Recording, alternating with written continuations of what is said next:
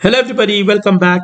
In this video, we shall look at an extremely interesting enhancement to our Giga Pico Nano game, which is also called the Spot the Hero game, where the entire idea is that, these three sprites, Giga, Pico and Nano, they keep moving around the stage. Giga is our hero, so our idea, our intention, our objective here is that we should keep spotting where Giga is going. And in fact, if we click on Giga, we get points. On the other hand, if we click on Nano or Pico, we lose points, right? Now, a lot of students have asked me, and I myself noticed that many times when this game is moving on, these three sprites end up overlapping on each other, right? So, which means that sometimes the view towards Giga is obscured, and the question is, can we somehow avoid this, right? So, that's what I'm going to talk about in this video. Now, it turns out that the solution that I came up with is actually very, very interesting. However, it's also somewhat advanced because we are going to use some features of Scratch, which we cover in a more advanced stage. In particular, we will use MyBlocks and we will run them with this very special mode called run without screen refresh, right? So this may be a little advanced for the students in the beginner level. However, I thought it's a very good reference for future. Whenever students do encounter these concepts, they could always come back to this. And I think that will be a very nice reference for everybody, right? So that's what I thought it will be good to put together a short video here, right? Now, let's move on and I'll show you the problem that I'm trying to say. So here, notice I've got three sprites.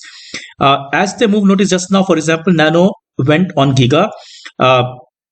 Now again, Nano went on Giga. So there are times when these three sprites end up overlapping, and it's particularly bad when our hero gets obscured, right? So for example, when Nano or Pico goes on top of Giga and hide its view, then it gets quite a little bit annoying, and can we somehow avoid it is the question, right?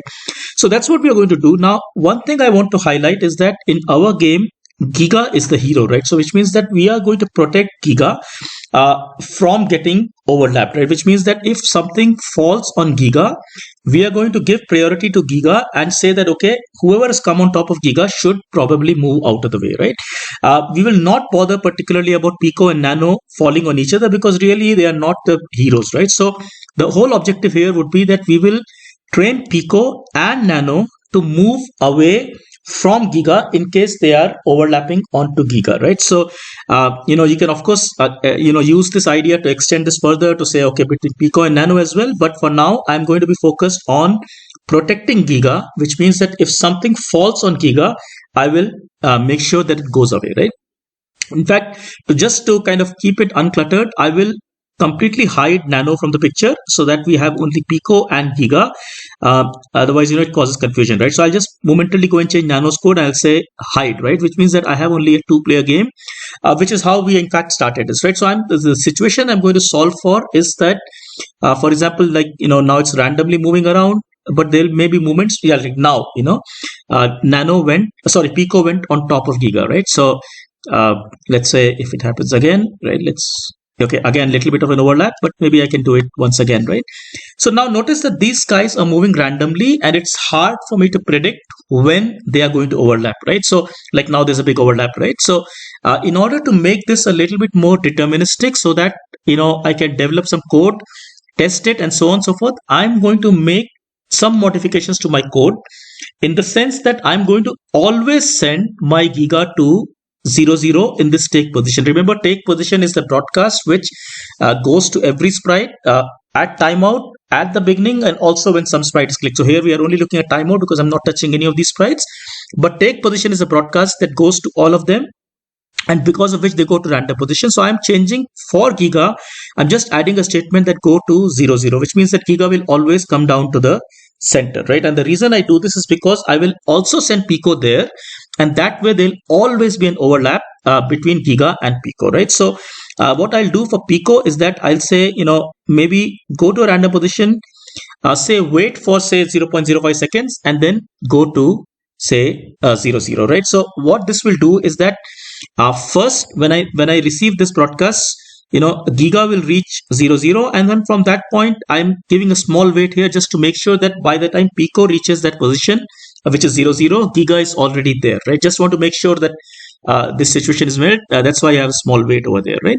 Now, notice what happens here is that every time Pico goes to a new position, but then it kind of comes back to 0, 0 because of this. And the reason I've done this is because this ensures that I always have an overlap between Pico and Giga.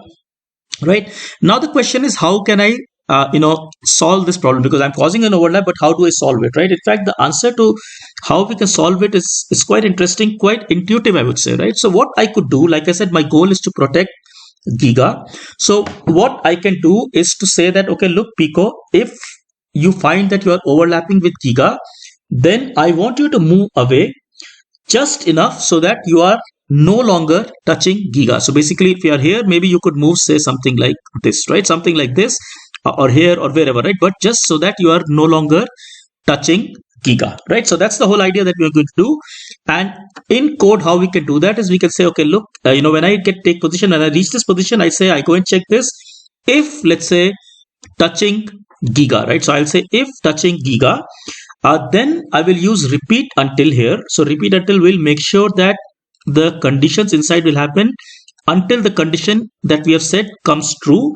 So I'll say repeat until no longer touching Giga, which means that repeat until not touching Giga. And then I can say move by some steps, right? So I can say change, let's say, maybe I can say change X by I can say change X by 10 and change Y by 10, right? Again, 10 here doesn't matter. The whole idea is that I want to move this guy away from, from Giga, right? So if I did this, notice what happens.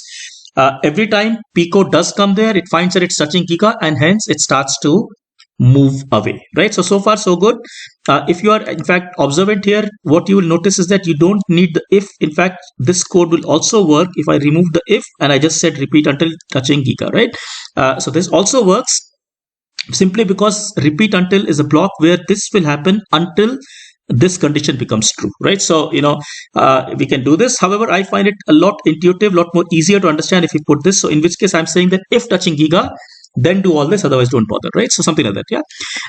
Now the question is, how can I, if I were to solve the problem this way, that I move Pico away, it will look quite clumsy because suddenly I see Pico moving. Can I do it in a more efficient manner, right? So the answer to that is yes. We can do that, but we have to use MyBlocks, right? So first thing first, I will create a custom block. I'll call it, let's say, call it move away, right? Now this block, all I'm going to do is that when I say define MyBlock, I'm going to just put this code over here, right? So instead of, writing all this code here, I'm saying that over here, I'm going to run something called move away, right? So everything remains the same.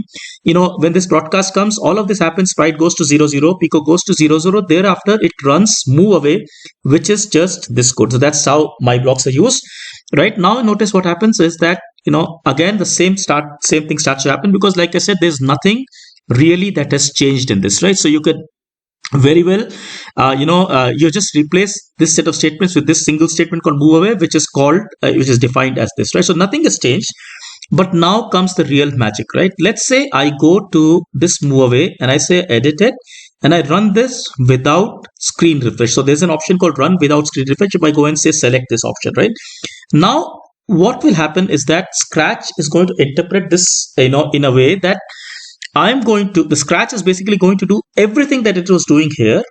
However, instead of showing you all the steps, which means instead of showing you Pico moving from here, slowly, say every time change by 10 steps, instead of showing you all the steps, it will only show you the final outcome of what it has achieved, right? So when I run this, notice what happens is, yes, Pico goes there, but it looks like Pico is magically appearing on the endpoint. And really the reason for that is because we have chosen this option running without screen refresh, which is causing the intermediate steps not to be shown, right? But apart from that, exact same calculation is going on. So every time Pico is ending up at this position. So in fact, actually Pico is ending up here like earlier, and then it's slowly moving away. But because of this running without screen refresh, it appears to happen really, really fast, and Scratch does not show us the intermediate steps, right? So now with this in place, I can pretty much go back to my game and I can say that, look, I don't need to send, this guy to 0, 0. I can go back to nano. So what I want to really do is that I want to make sure that when this broadcast goes to both of them, I want to make sure that when I check for touching Giga, Giga is already present at that location, because if that doesn't happen, then sometimes I may miss that particular event, and then code will not work properly, right? So what I'll do is that I'll just retain pretty much the same code, except that I'll give a small wait, before I move. Let's say I move right before I move, let's say PICO. So Giga will move first in this when the broadcast comes. Giga will immediately move to random position. PICO will move a little bit later. This will make sure that PICO, once it reaches, Giga is already present there, and hence if it checks for touching Giga, the condition comes true, right? So if I did this, notice I'll have a situation where these two almost never overlap. In fact, they never overlap, because if they do overlap, then very quickly PICO moves away to a new position, right? It in fact happens we can, if you remember, it's actually touching, finding out, and then moving away through this loop. But because we are running it through running without screen refresh, you see that okay, it's a little bit like jerkiness, but in fact these two are never overlapping, right? So that's the whole idea of using running without screen refresh to get this effect. Like I said, a little bit advanced, but pretty good example nonetheless, right? So I hope you found this useful. Take care. Bye bye. Thank you.